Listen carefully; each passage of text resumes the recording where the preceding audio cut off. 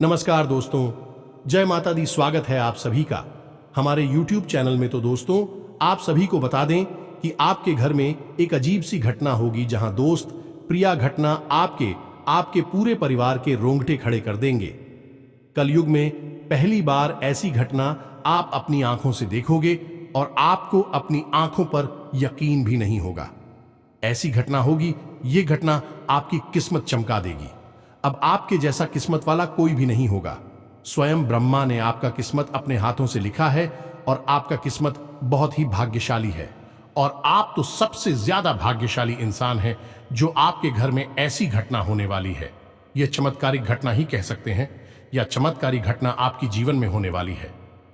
जी हां दोस्तों, इन दो चीजों की शक्ति इतनी प्रबल है, इनके प्रयोग मात्र से, यानी अपने पूजा के घर में या अलमारी में चुपचाप रख लेने मात्र से, आपके द्वारा हर एक विनती, हर एक निवेदन सीधे भगवान तक पहुंचेगा।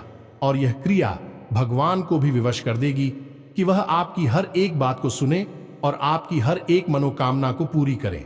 लेकिन हम यहां पर आपको बता दें दोस्तों कि आप जितना सकारात्मक रहेंगे, यानी कि अच्छी अच्छी बातें सोचेंगे, अपने मन के भाव स्वच्छ रखेंगे, शुद्ध रखेंगे, उतना ही जल्दी आपकी मनोकामना फलित होगी। उतनी ही जल्दी इन चीजों का प्रभाव आपके जीवन में दिखाई दे रहा शुरू हो जाएगा। एक बात याद रखें दोस्तों कि आपकी राशि के जातक जब जब जीवन में नकारात्मक होंगे, फिर चाहे वह नकारात्मकता किसी भी प्रकार की क्यों ना हो, इन्हें अपने जीवन में कष्ट उठाने पड़ेंगे।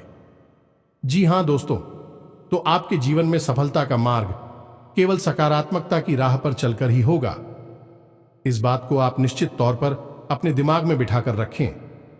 अब आपके मन में यह प्रश्न पूछ रहा होगा कि कौन सी ऐसी दो चीजें हैं जिनका इतना अधिक बल है, इतना अधिक प्रभाव है और इनके बारे में अब तक आपको पता तक नहीं है। जी हां दोस्तों, हम आपको बता दें कि बहुत सारी ऐसी चीजें होती हैं जो कि गुप्त रखी जाती है, जानबूझकर इन्हें छुपाया जाता है, सामान्य तौर पर लोगों को बताया नहीं जाता है। अब हमारी शास्त्रीय या फिर वैदिक पद्धति में इन चीजों के बारे में वर्णन तो मिलते हैं, लेकिन इन चीजों को या तो लोग जानते ही नहीं हैं, या फिर जो चाहते हैं वह साधारण तौर पर किसी को बताते नहीं हैं। अब जिनको इन बातों के बारे में पता चल जाता है भी, तो जल्दी जल्दी कामयाबी की सीढ़ियां चढ़ जाते हैं, जीवन से उनके सारे कष्ट दूर हो जाते हैं। लेकिन जिन्हें पता नहीं होता है, बस छोटे मोटे प्रयास करते रहते हैं और हमेशा जीवन में और स्थान बने रहते हैं। उनकी भक्ति और उनकी साधना कभी भी उनकी मंजिल तक नहीं पहुंच पाती है, अपने लक्ष्य को हासिल नहीं कर पाती है।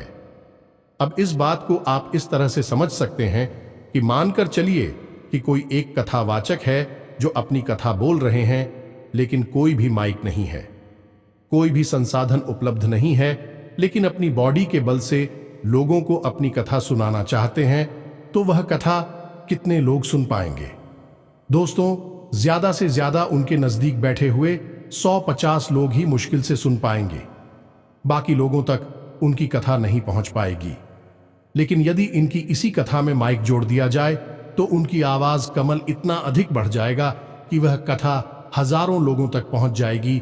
और इसी में यदि थी सोशल मीडिया को भी जोड़ दिया जाए, जैसे कि यूट्यूब, फेसबुक वगैरह को, तो फिर तो इनकी कथा लाखों लोगों तक भी पहुंच जाए तो कोई बड़ी बात ना होगी। तो दोस्तों, अच्छा, तो वही है, गाड़ी का बल उतना ही है, लेकिन साधन जोड़ते जाने से संख्या लेने की पहुंच बढ़ती चली जा रही है।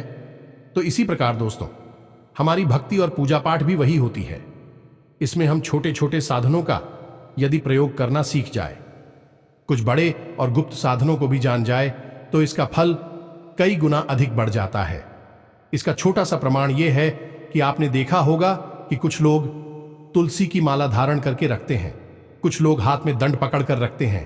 पुराने जमाने की ऋषि मुनि हुआ करते थे, वह हाथ में दंड पकड़कर रखते थे, कमंडल रखते थे, रुद्राक्ष, तुलसी की या फिर हकीकी यशफिटिंग की मालाओं का प्रयोग किया करते थे। तो ये सारी क्या है? ये सारी चीजें हैं, वस्तु है, लेकिन इनके माध्यम से साधना एक अलग ही तब तक पहुंचाया करती थी।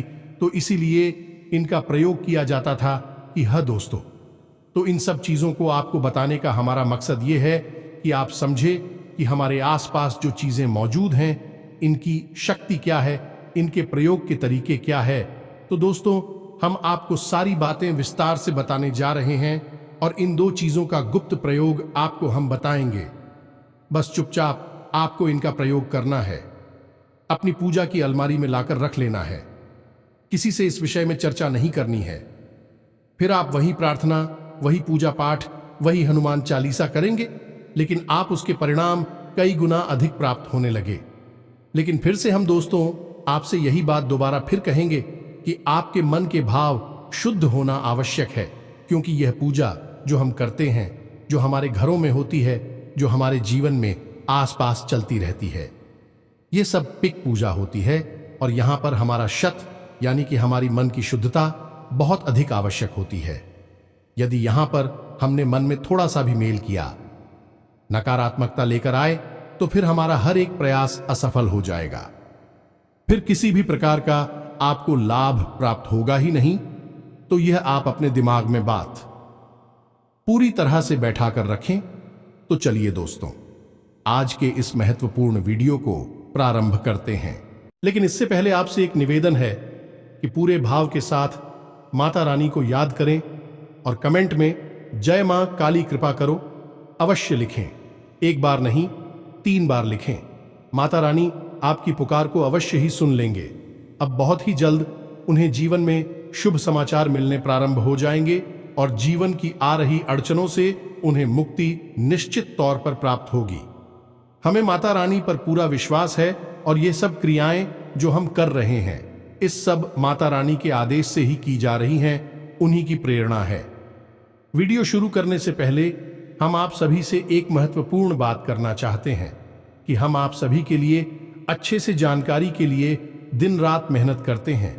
बहुत छानबीन करने की बात, आप सभी के लिए हम बहुत अच्छे जानकारियां लेकर आते हैं, जो कि आप सभी के जीवन के लिए बहुत ही जरूरी होता है। और दोस्तों, इन सभी के लिए हम आपसे कुछ नहीं चाहते हैं, बस हम इतना चाहते कि आप हमारे चैनल को सब्सक्राइब कर लें और हमारे चैनल से जुड़ जाएं, जिनमें आपको 1 रुपया भी नहीं लगेगा। बस इतना हमारा आप सभी से हाथ जोड़कर प्रार्थना है, निवेदन है। तो हमारा भावना को जरूर समझिएगा और हमारे चैनल को सब्सक्राइब कीजिएगा। इसे आप हमारी परिवार के सदस्य बन जाएंगे और हम माता से कामना करेंगे कि आपके ऊपर उनकी विशेष कृपा हो। फिर आगे बढ़ते हैं। दोस्तों, आपने एक कहावत तो अक्सर सुनी होगी कि जब इंसान का बुरा समय आता है तो फिर उसके जीवन में सब कुछ बुरा ही होने लगता है, हर तरफ से बुराई ही उसके हाथ लगती है। ठीक इसका उल्टा भी होता है कि जब इंसान का अच्छा समय आता है, यही कहते हैं कि भागी उसका साथ देता है, तो फिर वह यदि मिट्टी को भी हाथ लगाए तो वह भी सोना बन जाता है। यानी कि फिर कुछ भी कार्य करेगा उसे उसमें कामयाबी मिलेगी, किस्मत उसके साथ होगी, ईश्वर की शक्तियों के साथ होगी, यानी हर तरफ से अच्छाई की अच्छाई उसे मिलेगी। दोस्तों, कभी अपने विचार किया है कि ऐसा क्यों होता है? क्योंकि यदि ग्रहों की दशा चल रही है तो फिर थोड़ा बहुत ही कष्ट होगा, लेकिन हमारी पुत्र पूर्वज फिर कहां चले जाएंगे, वह भी तो हमारी मदद के लिए तैयार हैं। और यदि पितृ दोष लगा है तो फिर ग्रहों के शुभ परिणाम है, वह भी तो प्राप्त होनी चाहिए या नहीं? कुछ अच्छाई और कुछ बुराई का मेल हमें मिलना चाहिए, लेकिन ऐसा तो हमें दिखाई नहीं देता। जब बुराई जीवन में आती है तो फिर चारों तरफ से बुराई की बुराई हासिल होती है, एक वातावरण ही नकारात्मक तैयार हो जाता है। फिर ग्रहों का शुभ परिणाम, मित्र पूर्वजों का आशीर्वाद, कुल देवी की कृपा और हम जिनकी पूजा करते हैं, हमारे आराध्य देवता की कृपा, इन सब का क्या? यानी कि सभी एक तरफ से पूरी नहीं हो सकते हैं या फिर सभी एक तरफ से अच्छे नहीं हो सकते हैं। कुछ परिस्थितियां अच्छी और कुछ परिस्थितियां पूरी इनकम अमीर हो सकता है। दोस्तों, अब आप ध्यान से समझिए, जो हम आपको बताने जा रहे हैं वह बहुत ही गहरी और वैदिक विचारधारा है। तो समझिए कि जब इंसान का बुरा वक्त आता है तो क्यों हर एक चीज उसके जीवन में पूरी हो जाती है, हर तरफ से बुराई हासिल होती है, फिर देवी शक्तियां भी उसकी मदद नहीं कर पाती हैं, पूजा पाठ का भी उसे फल प्राप्त नहीं होता है। ऐसा क्यों होता है? दोस्त, ऐसा इसलिए होता है कि असल में जब इंसान का बुरा वक्त आता है तो उसके आचरण निम्न स्तर की हो जाते हैं। निम्न स्तरीय आचरण जैसे कि जुआ, शराब का सेवन, अधिक और अनेक प्रकार के व्यवहार में लिप्त होने लगता है, रिश्वत लेने लगता है, गलत कार्य करने लगता है। कमीशनवासी के काम धंधे शुरू कर देता है। लोगों से लूटपाट यानी कहा जाए कि जबरदस्ती से धन उगाही और वसूली जैसे कार्य, ब्याज का व्यापार जैसे कार्य शुरू कर देता है। यानी कि कई तरह की गलत और नकारात्मक गतिविधियां करना शुरू कर देता है। अब इससे नकारात्मकता एकत्रित होती रहती है। दोस्तों, जब धीरे धीरे यह नकारात्मक ऊर्जा बढ़ती जाती है तो एक समय ऐसा आता है कि यह पाप का घड़ा भर जाता है। ये तो आपने सुना ही होगा कि पाप का घड़ा अब टूटने वाला है। यानी कि यह नकारात्मकता है जब अत्यधिक मात्रा में बढ़ जाती है तो फिर यह इंसान को चारों तरफ से घेर लेती है, और जब यह नकारात्मकता चारों तरफ से इंच शाम को गिरती है तो फिर यह एक आवरण बन जाता है, यानी एक कॉल जैसा बन जाता है जिसके अंदर इंसान कैद रहता है। अब यह ऊर्जा उसे दिखाइए अवश्य नहीं देती है कि उड़ जाए, कभी दिखती नहीं है। ऊर्जा महसूस करने की चीज होती है। तो अब आप समझिए कि जब आपके आसपास नकारात्मक ऊर्जा का वातावरण तैयार हो चुका है तो वह कैसी ऊर्जा को आकर्षित करेगा। नकारात्मक ऊर्जा तो नकारात्मक ऊर्जा को ही आकर्षित करेगी, और सकारात्मक ऊर्जा सकारात्मक ऊर्जा को ही आकर्षित करेगी। लेकिन आपके आसपास तो आपके कर्मों के आधार पर नकारात्मक ऊर्जा का वातावरण तैयार हो चुका है, तो अब आपको ना तो देवी देवताओं की पूजा पाठ का फल प्राप्त होगा, ना कुल देवी या देवता का आपको आशीर्वाद प्राप्त होगा, ना ही पितृ देवता आपकी मदद कर पाएंगे, और ना ही आपके आ रही आपकी मदद कर पाएंगे। कोई भी आपकी मदद नहीं कर पाएगा। फिर चारों तरफ से आपका बुरा वक्त शुरू हो जाएगा। तो अब ऐसी में इंसान क्या करें दोस्तों, क्योंकि बहुत सारी जातक अपने जीवन में इस प्रकार का समय देख रहे हैं, या फिर बहुत यह अनुभव तो अवश्य कर रहे हैं कि कहीं ना कहीं से कुछ ना कुछ बुराई जीवन में अवश्य आ रही है। ये दोस्तों ने तो ऐसे में अब जातक क्या करें, ये विचारणीय विषय है। तो दोस्तों, हम आपको बता दें कि सबसे बड़ी जो प्रक्रिया है जाटों को करनी चाहिए, एक इंसान को करनी चाहिए, वह यह है कि अपने कर्मों का आकलन अवश्य करें, और जहां भी उसे अपने कर्मों में नकारात्मकता दिखाई दे उन कर्मों को तुरंत बंद कर देना चाहिए। इसका बहुत बड़ा प्रभाव आपके जीवन में दिखाई देगा। साथ ही साथ कुछ ऐसे अच्छे कर्म हैं जिन्हें भी चुपचाप करते रहना चाहिए, जैसे कि मछली को दाना डालना, चिड़ियों को दाना डालना, अंधों को और भिखारियों को भोजन कराना, साथ ही साथ गुप्त रूप से अन्य और धन का दान करते रहना। अब समस्या यह है कि लोग इसमें भी प्रचार करना शुरू कर देते हैं। दान करती है 100 रुपए और दुनिया भर में गा गा कर बता देते हैं। जैसे ही आपने अपनी दान का बखान शुरू किया, वैसे ही दान का पूरा महत्व समाप्त हो जाता है। फिर दान करने के बाद भी आपको उसका पुण्य, उसका फल, सकारात्मक ऊर्जा प्राप्त नहीं होगी। अब कोई क्या करे, अपना दान भी कर रहे हैं और बताए भी नहीं। तो ये तो बहुत बुरा लगता है कि भैया पैसा भी चला गया, मेहनत भी चली गई, और हमने किसी को पता भी नहीं पाया, नाम भी नहीं कमा पाया। तो दोस्तों, हमारी वैदिक परंपरा में दान को प्रचार का माध्यम नहीं बताया गया है। यह गुप्त रूप से होना चाहिए। प्रचार करने के लिए आप कोई दूसरा कार्य करिए, कुछ ऐसा कर्म करिए जिससे आपका स्वयं ही प्रचार हो जाए, लेकिन कर्म से प्रचार नहीं करना है। यह बहुत ही खूब प्रक्रिया है। तो आपको छोटे छोटे ऐसे कार्य अवश्य करते रहिए। लेकिन इस सबसे महत्वपूर्ण बात यह है कि किसी एक राज्य में अपनी भक्ति पूरी तरह से दृढ़ कर लीजिए। तो इन सब बातों को दोस्तों हम आपको इसलिए बता रहे हैं कि कई बार हम कमेंट में ऐसे पढ़ते हैं कि गुरुजी, हमारा तो बहुत ही बुरा वक्त चल रहा है, हर तरफ से केवल बुराई ही बुराई ठंडी रही है, जीवन में पूरी तरह से अंधकार छा गया है। तो अब ऐसे में हम क्या करें? तो याद रखना दोस्तों की नकारात्मकता है, यानी बुरे कर्म है। ये किसी बीमारी की तरह हमारी जीवन में आते हैं, हमें पता भी नहीं चलता कब नकारात्मकता ने हमें खेलना शुरू कर दिया है, इस बुराई में लिप्त होने लगी है, हमें पता भी नहीं चलता है। लेकिन यदि हम सतर्क रहें, जागृत रहे, तो हमें इनका एहसास समय रहते हो जाता है। तुरंत हमें इन कार्यों को बंद कर देना चाहिए। और दूसरा सबसे महत्वपूर्ण कार्य कि हमें शुभ कार्य यानी कि पुण्य प्राप्ति के लिए जो कार्य बताए गए हैं उन्हें भी नियम से करते रहना चाहिए। इससे हमारा बुरा समय कभी नहीं आता। दोस्तों, शास्त्र में एक बहुत ही मशहूर कहावत है कि आप इस दुनिया में यानी अपने जीवन में जो कुछ चाहती है उसे देना शुरू कर दीजिए, भगवान आपको वह देना शुरू कर देंगे। मान के चलिए कि आप दुनिया से प्रेम चाहते हैं कि आपको सब लोग प्रेम करें, तो आप सबको प्रेम देना शुरू करिए। जरा देखिए कि बदले में आपको फ्री मिलता है। ठीक इसी प्रकार सम्मान चाहते हैं तो सम्मान देना शुरू करिए, देखिए फिर आपको कितना सम्मान मिलता है। और चीजों के बारे में भी दोस्तों यही है कि अन्य और धन भी दान करना शुरू करिए, संकोच मत करिए। दोस्तों, न तो यह अन्य धन है, आपकी मर्जी से आपके पास आया है, और ना ही आपकी मर्जी से यह जाएगा। आप तो बस माध्यम है। दोस्तों, देने वाला तो भगवान है। आपने सुना होगा कि प्राचीन काल में राजा महाराजा और धन विशेष रूप से दान किया करते थे, तो उनके पास कभी इस चीज की कमी नहीं हुई। आपके पास भी नहीं होगी, आप यकीन मानिए।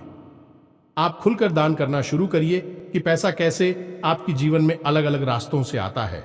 एक बार किसी स्थान से पैसे की आवक शुरू होगी तो रुकेगी ही नहीं। दान का महत्व बहुत बड़ा है दोस्तों, इसका विधान समझिए और इसको प्रयोग करना सीखे, बहुत कुछ आपको हासिल होगा। इन सब बातों को बताने का मकसद केवल हमारा इतना है कि आप स्वयं ही अपने जीवन में चल रही घटनाओं के लिए जिम्मेदार हो सकते हैं, और स्वयं ही इनसे बाहर निकलने का रास्ता आपको ढूंढना पड़ेगा। कोई आपका हाथ पकड़कर आपको जीवन के कष्टों से बाहर निकालने के लिए नहीं आने वाला है। यह आपका कर्म है, आपको ही यही युद्ध लड़ना है, और आपको ही इस युद्ध को जितना भी है। दोस्तों, चलिए अब हम आपको बताते हैं कि कौन सी है बुद्धगुप्त चीजें आपको चुपचाप है अपने पूजा घर में लाकर रख लेना है। किसी से इस विषय पर कोई चर्चा नहीं करना है। अब ध्यान से सारी बातों को समझना कि हम आपसे क्या कह रहे हैं। सबसे पहले आपको अपनी पूजा घर के लिए एक लक्ष्मी पोटली तैयार करनी है। जी हाँ दोस्तों, लाल किताब में इसका वर्णन मिलता है, और इस पोटली का महात्मा इतना अधिक है कि जिस जातक के घर में पूजा घर में यह पोटली पाई जाती है या जो जातक रखता है, उसके जीवन में कभी भी धन की कमी नहीं होती है। अब इस पोट को तैयार कैसे करना है, इन बातों के बारे में ध्यान से समझे। हर एक चीज को चुन चुन कर रहा है। पवित्रता के साथ मन में भाव उत्पन्न करते हुए इस पोटली का निर्माण करें। शुक्रवार के दिन शाम के वक्त आपको यह कार्य करना है, तो आप दिन के समय इस पोटली को तैयार करें और शाम के समय आप इसकी प्रक्रिया प्रारंभ करते हैं। अब आपको सबसे पहले इस पोटली के लिए क्या क्या सामग्री चाहिए वह ध्यान से समझे। सबसे पहले आपको लाल रंग का एक कपड़ा चाहिए, लाल रंग का ही एक धागा चाहिए जिससे यह पुतली का निर्माण किया जाएगा। कपड़ा गोरा होना चाहिए, धागा भी शुद्ध और गोरा होना चाहिए।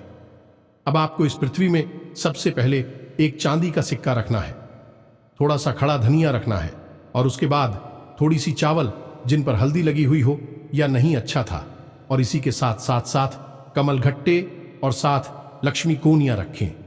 याद रखें कि कुड़ियां खंडित नहीं होनी चाहिए। जरा भी खंडित कोड़ अपने यहां रख दी तो इसका उल्टा प्रभाव हो जाएगा। इसी प्रकार कमल गड्ढों को भी देखें कि उनमें कोई छेद ना हो, किसी प्रकार से वह खंडित ना। अब इसी के साथ साथ आपको थोड़ा सा केसर लेना है, एक चुटकी केसर लेना है, और उसे भी इस पोटली में आपको रख देना है।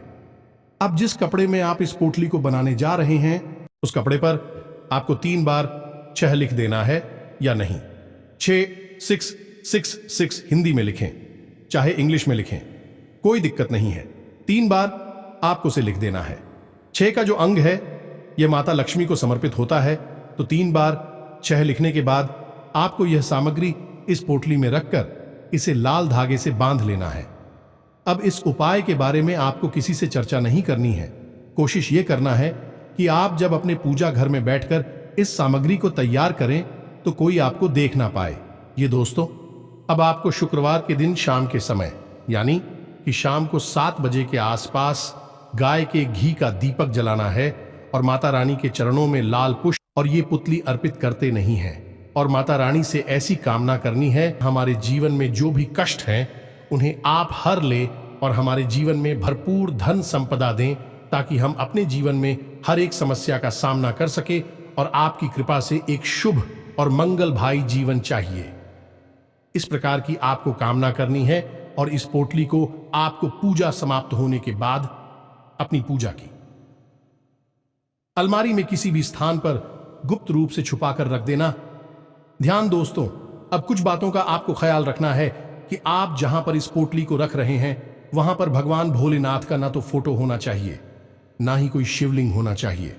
मतलब कहने का यह है कि आप इसे माता लक्ष्मी की फोटो के नीचे या कहीं भी आसपास किसी कपड़े के नीचे छुपाकर किसी भी प्रकार से रख सकते हैं। एक बार आपको यह कार्य करना है, बार बार इसे करने की आवश्यकता नहीं है। यदि किसी कारणवश यह पोटली खुल जाती है तो फिर आपको दोबारा से नई पोटली तैयार करनी होगी, या फिर यह खंडित हो जाती है, ये किसी वजह से यह दूषित हो जाती है, तब भी आपको नई पोटली बनानी होगी। लेकिन फिलहाल यही लंबे समय तक आपका साथ देगी। आप जैसे ही सपोर्ट अली का निर्माण करेंगे, अपने पूजा घर में स्थापित करेंगे, आप देखेंगे कि आपके जीवन में धन को लेकर समस्याएं धीरे धीरे समाप्त होनी शुरू हो जाएगी। वैसे कि तमाम तरह से आवक शुरू हो जाएंगी। यदि रुपए पैसे को लेकर कोई कार्य आपका बाधित हो रहा था, पानी की परेशानी आ रही थी, पैसा कहीं अटक रहा था, समय पर पैसा मिल नहीं पा रहा था, तो वही समस्याएं दूर हो जाएंगी। इसके साथ साथ दोस्तों, आपको एक और चीज है जिसका प्रयोग अपने पूजा घर में विशेष तौर से करना चाहिए। पूजा घर के स्थान पर यदि आप इसका प्रयोग तुलसी माता के पास करेंगे तो बहुत अधिक आपको लाभ प्राप्त होंगे। लेकिन यदि आपके घर में से माता नहीं है, या व्यवस्थित नहीं है, या सही स्थान पर नहीं है, तो फिर आप इन्हें पूजा घर में स्थापित कर सकते हैं। ये दौर तो इन्हें हम शालिग्राम करती हैं। शालिग्राम एक घर में होना बहुत आवश्यक है। जिस घर में शालिग्राम मौजूद होती है उस घर में किसी भी प्रकार की रोग दोष और बाधाएं नहीं रहती हैं। इसके साथ साथ दोस्तों, आपको एक और चीज है जिसका प्रयोग अपने पूजा घर में विशेष तौर से करना चाहिए। पूजा घर के स्थान पर यदि आप इसका प्रयोग तुलसी माता के पास करेंगे तो बहुत अधिक आपको लाभ प्राप्त होंगे। लेकिन यदि आपके घर में सिम आता नहीं है, या व्यवस्थित नहीं है, या सही स्थान पर नहीं है, तो फिर आप इन्हें पूजा घर में स्थापित कर सकते हैं। ये दौर तो इन्हें हम शालिग्राम करती हैं। शालिग्राम एक घर में होना बहुत आवश्यक है। जिस घर में शालिग्राम मौजूद होती है उस घर में किसी भी प्रकार की रोग दोष और बाधाएं नहीं रहती हैं। जीवन निर्बाध रूप से सुखी व्यतीत होता है। साथ ही साथ यह भगवान विष्णु का सूत्र प्रतीक माना जाता है, तो माता लक्ष्मी स्वयं ही इस घर में वास करने लगती हैं जहां शालिग्राम स्थापित होते हैं। कि यदि आपके घर में माता तुलसी का व्यवस्थित स्थान है, नित्य पूजन होता है, जल अर्पित किया जाता है, तो आप माता तुलसी के पास ही शालिग्राम को स्थापित करें, यानी कि माता तुलसी की जड़ों के पास आप शालिग्राम को स्थापित करें। पूरे विधि विधान से उनका नित्य पूजा पाठ करें। गाय के घी का एक दीपक अवश्य जलाएं, तो आपके जीवन में चमत्कारी परिणाम प्राप्त होने शुरू होंगे। दोस्तों, अब शालिग्राम की शुद्धता को जानना बहुत आवश्यक है। कई प्रकार के शालिग्राम बाजार में मिल जाते हैं, लेकिन आपको देखना है कि शालिग्राम की जो शिला है वह बिल्कुल काले रंग की होनी चाहिए। उसमें कोई भी अन्य संत दिखाई नहीं देना चाहिए। इसी के साथ साथ उसका स्वरूप बिल्कुल काला होना चाहिए। अगर काले रंग में थोड़ा हल्का रंग है, यानी कि हल्की काले रंग की वह चला है, तो वह शुद्ध शालिग्राम नहीं माना जाता है। तो आपको देखना है, उसका परीक्षण करना है, तभी उसे अपने घर में लेकर आना है। बिल्कुल शुद्ध और काले रंग की सालेग्राम की सलाह आपको लेकर आनी है, और उसी भगवान विष्णु का प्रतीक मानकर उसका पूजन करके उसे अपने तुलसी घर में या अपने पूजा घर में स्थापित करें। या दोस्तों, और इस शिला को स्थापित करने का सर्वोत्तम दिन है गुरुवार। जी हां दोस्तों, यह कार्य आप गुरुवार के दिन कर सकती हैं। अब यदि तुलसी के घर में आपका सही व्यवस्था नहीं बन पा रही है, तो आप इसे पूछा घर में भी स्थापित करने कोई समस्या नहीं है, तो बस इन दो चीजों को आप सही तरह से व्यवस्थित करके अपने पूजा घर में स्थापित करें और आप ठीक हैं। जीवन कैसे बदलता है, चमत्कार होना शुरू हो जाएंगे। दोस्तों, हम इस बात की गारंटी देते हैं। एक बहुत ही गुप्त विषय हम आपको बताने जा रहे हैं। किसी भी आप ध्यान से समझते कि यहीं से सारे पूजा पाठ में विधि विधान शामिल होते हैं, या फिर पूरी जो भी पूजा पाठ हम करते हैं वह चौपट हो जाती है। दोस्तों, अब आपने जैसे पूजा करने के लिए दीपक जलाया, बिना दीपक जलाए तो पूजा संपन्न होती ही नहीं है। यह आप भी जानते हैं। तो आपने दीपक जलाया और दीपक जलाने के बाद आपने अपनी पूजा पाठ प्रारंभ कर दी। लेकिन क्या आपको यह पता है कि जो दीपक आपने जलाया है वह सोच सकारात्मक ऊर्जा का प्रतीक बना, यानी भगवान के द्वारा वह दीपक स्वीकार किया, यह नहीं किया क्या? क्योंकि दोस्तों, मंत्र के उच्चारण के द्वारा यदि वह दीपक शुद्ध नहीं किया जाएगा, भगवान को समर्पित नहीं किया जाएगा, तब तक वह जागृत नहीं होगा। अब ऐसे तो हम खाना बनाने के लिए भी लौ जलाते हैं, तो क्या वह दीपक का स्वरूप बन जाएगा? ऐसे तो हम सर्दियों में तापने के लिए अपने घरों के बाहर थोड़ी थोड़ी अग्नि जला देती है, तो क्या वह दीपक का शुरू बनेगा या फिर कहां जाएगा? कि नहीं दोस्तों, हर एक अग्नि, हर एक लो दीपक नहीं होती है। दीपक बनाने के लिए उस दीपक को जागृत करना पड़ता है। यह दोस्तों सभी वह दीपक देवी देवता स्वीकार करते हैं, अन्यथा उसे चलानी है न जलाने का कोई महत्व नहीं है। तो अब आप ध्यान से समझिए कि दीपकों को जलाने का कौन सा मंत्र होता है। आप जब भी दीपक प्रज्वलित करें तो इस मंत्र को उच्चारण अवश्य करें, और कम से कम आपको यह मंत्र 7 बार उच्चारण करना है। ये दोस्तों 7 बार उच्चारण करते करते आप दीपक को प्रज्वलित करेंगे तो आप देखेंगे कि आपकी पूजा पाठ को एक विशेष दर्जा हासिल हो जाएगा। आपकी पूजा पाठ का आपको विशेष फल प्राप्त होना शुरू हो जाएगा। तो वह मंत्र कौन सा है जो दीप जलाते समय, प्रज्वलित करते समय हमें उच्चारण करना चाहिए? तो ध्यान से सुने, मंत्र आपके मोबाइल की स्क्रीन पर भी दिखाई देगा। हम बोलने भी जा रहे हैं तो मंत्र कुछ इस प्रकार है। शुभम करोति कल्याणम आरोग्यम, धन संपदा में शत्रु बुद्धि विनाश, शायद दीपम ज्योति नमोस्तुते। जी हां दोस्तों, इस मंत्र का आचरण करता है। मंत्र एक बार फिर से हम बोल रहे हैं, जरा ध्यान से सुने। शुभम करोति कल्याणम आरोग्यम, धन संपदा शत्रु बुद्धि विनाश, शायद दीप ज्योति नमोस्तुते। इस प्रकार आप यदि जी दीपक को प्रज्वलित करेंगे, आपका दीपक पूरी तरह से शुद्ध हो जाएगा और देवी देवताओं के द्वारा स्वीकार भी किया जाएगा। तो उम्मीद है कि जो जानकारी हमने आपको दी है वह आपके निश्चित तौर पर काम आएगी, आपके जीवन को बदलने में एक महत्वपूर्ण भूमिका निभाई थी। यदि कोई प्रश्न आपके मन में होता है तो आप निश्चित तौर पर पूछे, हम आपके प्रश्नों के जवाब देने की पूरी कोशिश करेंगे। कमेंट में पूरे भाव के साथ जय मां काली कृपा करो, एक बार नहीं 3 बार अवश्य लिखना। साथ ही साथ वीडियो अच्छा लगा हो तो इसे लाइक अवश्य करना और चैनल को सब्सक्राइब करके घंटी के निशान को भी अवश्य दबा देना। मिलते हैं अगले ज्ञानवर्धक वीडियो में, तब तक के लिए धन्यवाद। जय माता की।